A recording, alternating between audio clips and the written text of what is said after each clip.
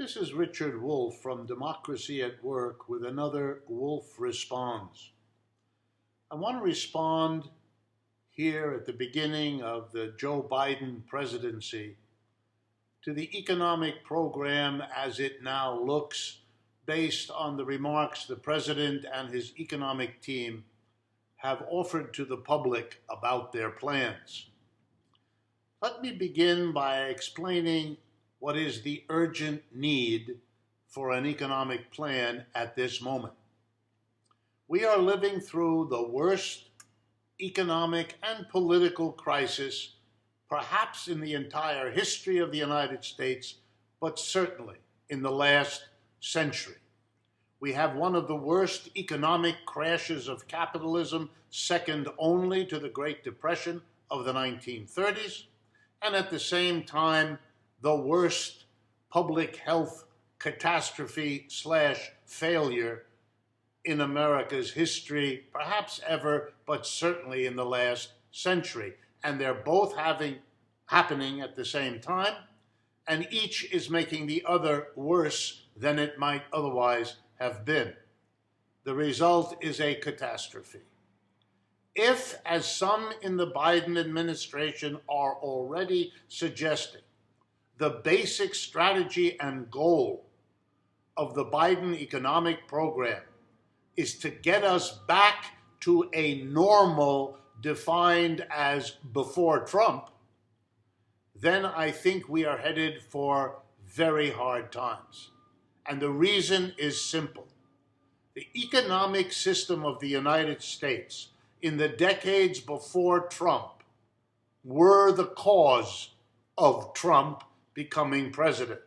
Going back to that quote-unquote normal promises to reproduce another Trump 4 years from now. Much more has to be done, and much different has to be done from what the Biden people are talking about if we are to avoid that disastrous future and to improve on the sorry conditions of American capitalism right now. So let me offer the 3 major immediate steps that the Biden administration could take and should take, but does not yet show the courage or commitment to take. Number 1, we currently have over 20 million people in this country collecting unemployment compensation, either from their state governments or from the federal government or from both. Those people have an urgent need for the same thing this country has an urgent need for, namely that those people get good jobs. It will be crucial for their self-esteem, for their sense of themselves, for all that they contribute to the quality of life in this country if they were working. They could then be paid properly. They could pay their mortgages and their rents. The spending they could undertake would boost everything else in our economy. They should be put to work. The private sector cannot or will not do it, so the government of Mr. Biden should. And if it did, it would simply be doing what the Franklin Roosevelt government did in the depths of the Great Depression when it hired 12 to 15 million unemployed people to work for the federal government in a variety of ways that contributed lasting value to this country. The tragedy is not that the Biden administration has decided not to do this. The tragedy is that the Biden administration so far hasn't said a word about it. It's not even debating whether and how to do this. It's pretending that that's not on the table. And that is a terrible mistake because it keeps unemployed people who over time will become very disillusioned, angry, bitter, and some of them will reinforce the folks who did what they did on January 6th. The second thing that could and should be done immediately is a serious assault on the tax disaster of this country. High incomes are not taxed, even as much as they were in the 60s and 70s a few decades ago. They could be and they should be.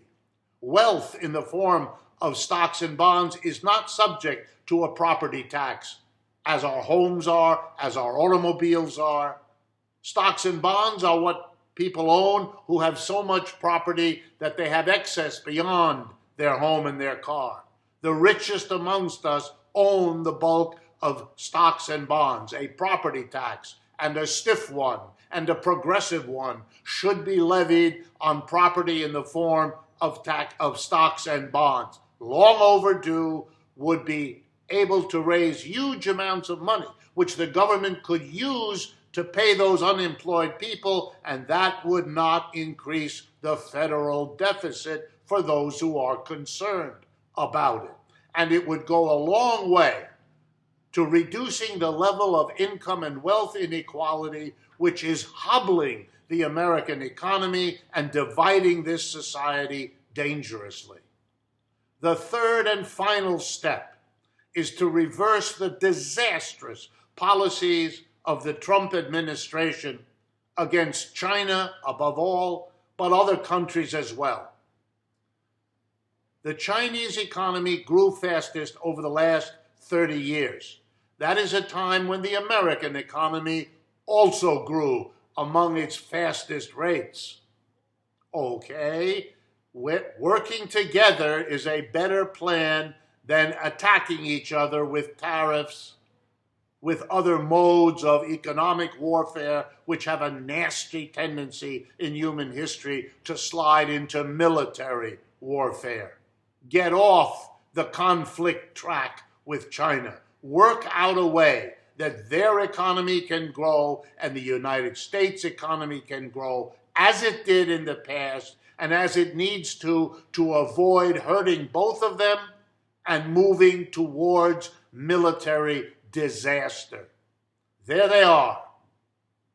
Federal jobs, reduce income and wealth inequality, and transform the relationship with the People's Republic of China. None of those steps have been even hinted at by the Biden administration. Huge mistake. It is something that needs all of our attention and all of our work if we are not going to watch a slow motion economic train wreck unfold here in the years immediately in front of us.